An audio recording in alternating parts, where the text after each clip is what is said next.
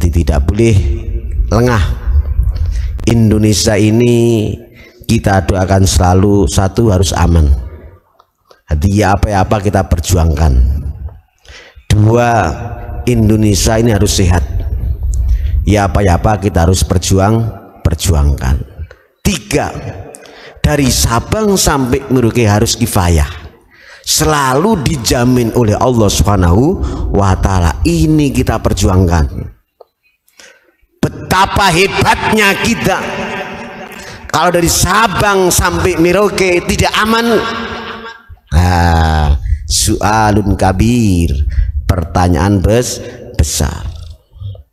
Dari Sabang sampai Merauke kalau sampai tidak sehat, fi soalun kabir, ada pertanyaan besar buat kita. Pertanyaan besar yang harus dijawab oleh anak bangsa. Dari Sabang sampai Merauke, sampai kalau tidak kifayah, semua serba kekurangan. Fihi soal, pertanyaan besar, PR bersama yang harus kita jawab bersama. Tidak boleh terjadi di tengah-tengah Nusantara. Aman, sehat, terjamin. Allahumma sholli ala Muhammad. Sekali lagi ayo kita bersyukur. Setelah pertemuan beliau semakin menggelegar cinta tanah air. Beliau bersama Gus Abbas, beliau bersama Kiai Imad, beliau bersama beliau Tengku Kori. Mudah-mudahan beliau ini sosok-sosok yang harus dijaga oleh Allah, sosok-sosok yang harus kita perjuangkan bersama. Sebagaimana surat At-Taubah ayat 122. Wa ma kanal mu'minuna liyanfiru kafa. Tidak pas dan tidak layak memang, dan tidak mungkin kalau pasukan mukmin berangkat pergi perang semuanya. Falaula nafarum min kulli firqatin minhum ta'ifah. Tapi minimal sebagian harus ada yang siap perang melawan penjajah yang menjajah ideologi Pancasila. Hasilnya liyatafaqahu fiddin wa liyunziru qaumahum idza raja'u ilaihim la'allahum yahdharun. Kasih kabar buat anak bangsa bahwa kita membawa oleh-oleh kebenaran. Indonesia tidak boleh dibohongi. Indonesia tidak boleh diremehkan oleh mereka OI. Tahu Pak Imran OI? Nah, OI adalah orang imigran. OI adalah organisasi impor. OI, hati-hati kepada OI. Saudara-saudara sebangsa setanah air, fatwa Hadratus Syekh Hasyim Asy'ari radhiyallahu an kita kaji secara ilmiah, tatanan grammar. Hubbul waton minal iman. Cinta tanah air adalah termasuk iman kita. Artinya kalau pemahaman santri itu kontinu, mudawamah 24 jam full, itu fatwa Hadratus Syekh Hasyim Asy'ari. Cinta tanah air selalu 24 jam. Itu bentuk keimanan kita kepada Allah Subhanahu wa Ta'ala. Kuas. Kalau di tengah-tengah ada OI, orang impor, di tengah-tengah ada OI, organisasi imigran pendatang, bahaya. Siapakah mereka? jelas yang sering dikit-dikit bid'ah, mereka yang jelas dikit-dikit mengatakan syirik, dikit-dikit sering menyampaikan kafir. Iki bahaya, kita harus lawan setiap hari, baik mereka habaib selama menyatakan bid'ah, selama menyatakan syirik, selama menyatakan kufur, bahaya, lawan seakar-akarnya. Betul? Kenapa? Kalau kita sebagai santri ingat, apalagi bendera kita Qadiriyah wa Naqsyabandiyah, termasuk maqalah Sayyidina Ali karramallahu wajhah, ma ra'aitu syai'an illa fihi au qablahu au ba'dahu Allah. Faya ayyuhal orang imigran, faya ayyuhal organisasi impor, santri unik tidak pernah melihat sesuatu kecuali di dalamnya, setelahnya, sebelumnya adalah Allah subhanahu wa ta'ala. Begitu juga kami santri unik tidak pernah melihat Pancasila kecuali sebelum, sesudahnya, dalamnya Pancasila adalah Allah subhanahu wa ta'ala.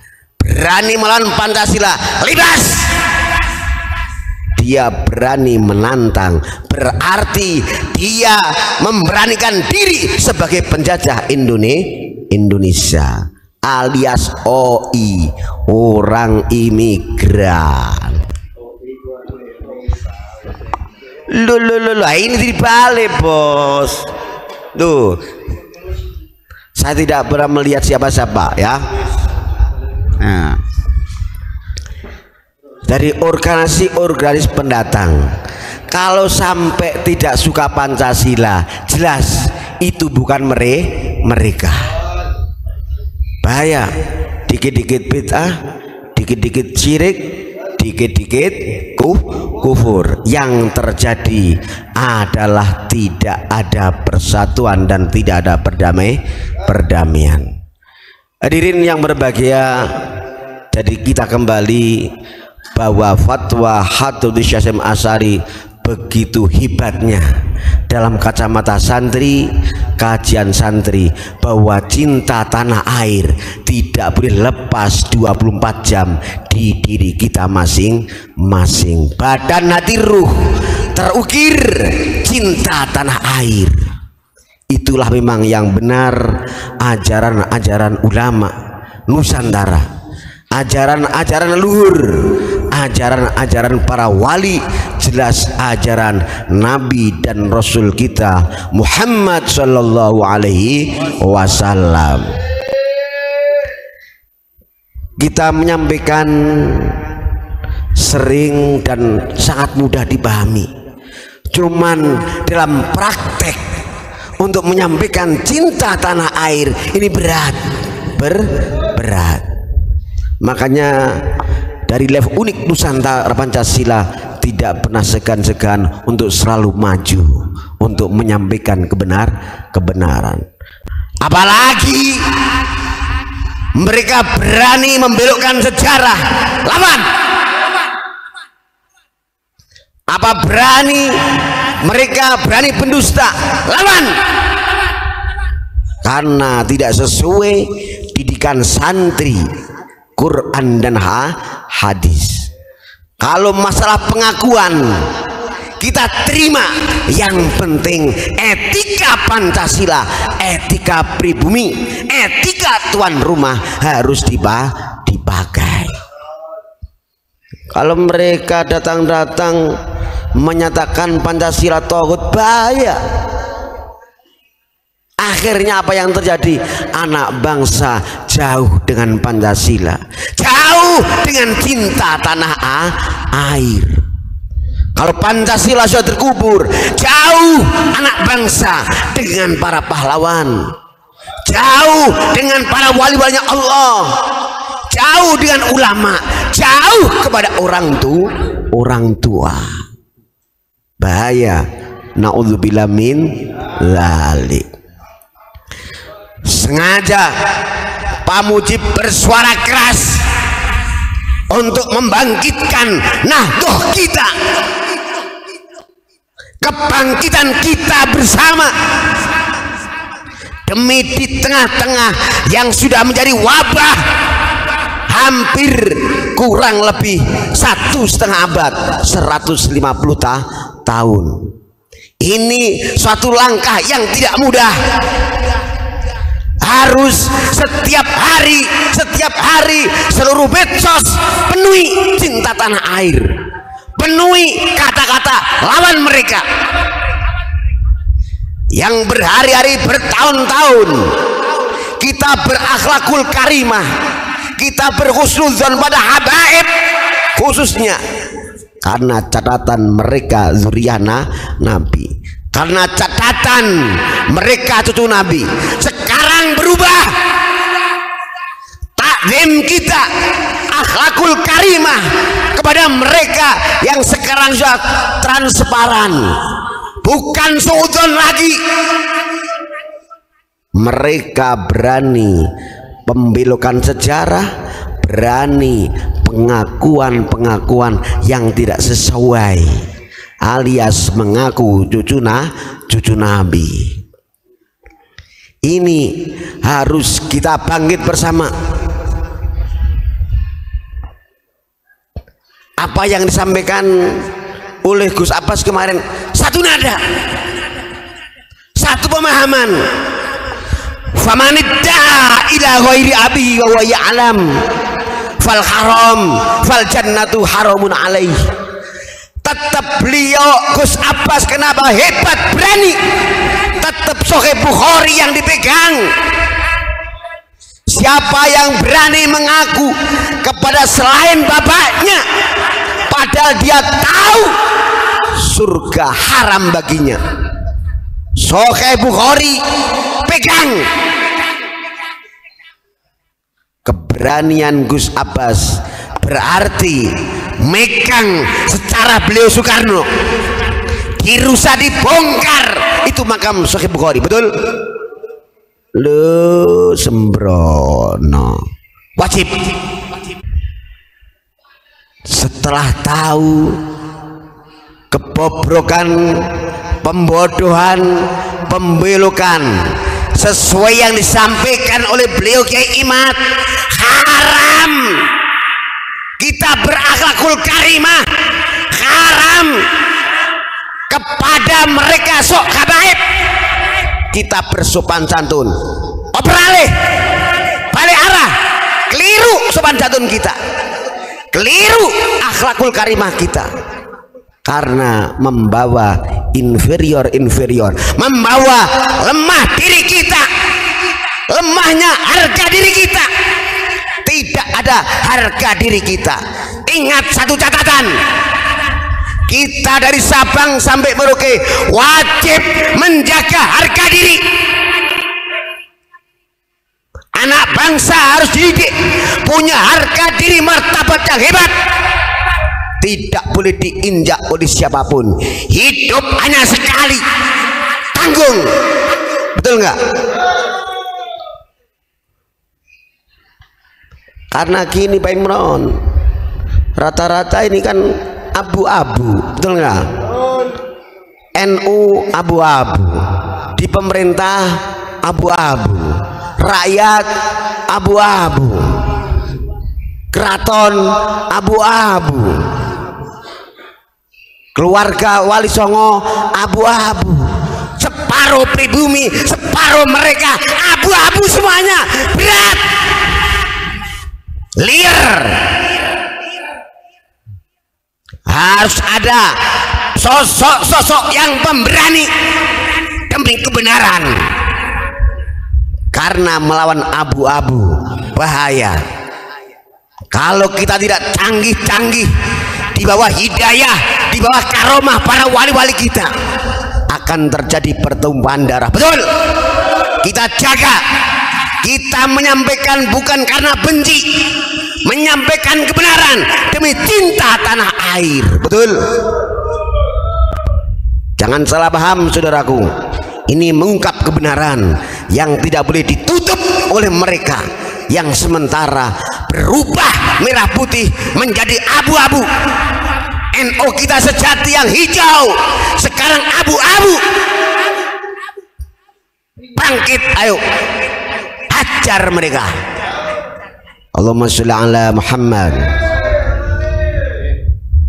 Jangankan ngaji Fatihah Gus Imron, alif aja tidak becus.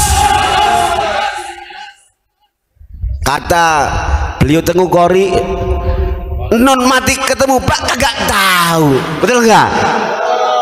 Sekarang saya tambahi, ngaji alif tok aja nggak becus. Kalau sampai kita akhlakul karimah, kalau kita sampai menghormati, keliru anak bangsa. Hormatilah merah putih, hormatilah ulama Nusantara, hormatilah saudara kita dari Sabang sampai Merauke, hormatilah kedua orang tua kita. Itu yang pas. Jangan sampai menghormati mereka berani dusta, bahkan berani mengadakan langkah-langkah pembelukan sejarah. Naudzubillah min dzalik. Ini harus kita keras, kita lawan. Bahaya. Naudzubillah min dzalik. Sekali lagi, rapatkan barisan saudara-saudaraku, bangkitkan cinta tanah air kita dari mereka-mereka yang sudah berani bersiasat untuk melumpuhkan ideologi Pancasila. Itu yang berbahaya saudaraku. Sekali lagi, kalau di tengah-tengah kita masih ada suara-suara bid'ah, suara-suara syirik, suara-suara kufur, kita sampaikan dengan tegas, kufur sejati adalah mereka, syirik sejati adalah mereka, dan bid'ah sejati adalah mereka. Kita dituntun syahadat yang pas oleh ulama, para masyayikh. Asyhadu an la ilaha illallah wa asyhadu anna Muhammadar Rasulullah. Ini didikan yang pas. Muhammad yang mana yang kau ikuti ajarannya? Ulama Nusantara jelas bahwa Muhammad utusan Allah adalah Muhammad yang bisa membawa Madinah satu kompak, walaupun beda suku, beda agama, beda ras, tetap satu-satunya sama menjaga Madinah. Itu baru syahadat yang pas.